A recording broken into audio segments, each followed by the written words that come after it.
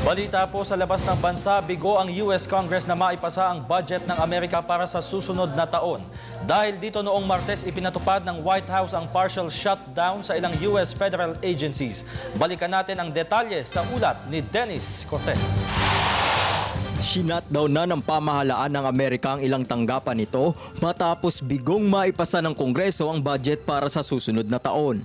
Hindi magkasunod Democrats at Republicans sa US Congress, partikular na sa Affordable Health Care Act o mas kilala bilang Obamacare.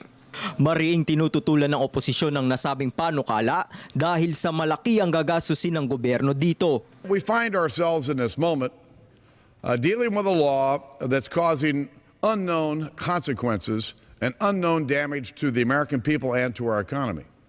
Sa kabila nito, nanindigan si US President Barack Obama na hindi niya hahayaan ang oposisyon na pigilan ang kanyang agenda.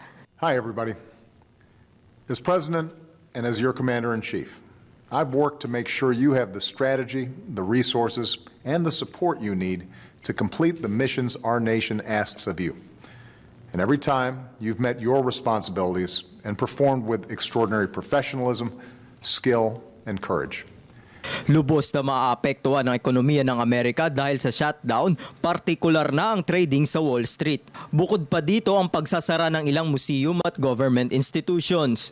Tinatayang aabot din sa kalahating milyong government employees sa Amerika ang mapipilitang maglib ng walang kinikita. I'm not happy about it because I'm going to lose a business. You know, I'm living day to day. It's crazy. People got to live. They got to make a living. They're making a living. Everybody else should make one. You know, I just think it's all crazy.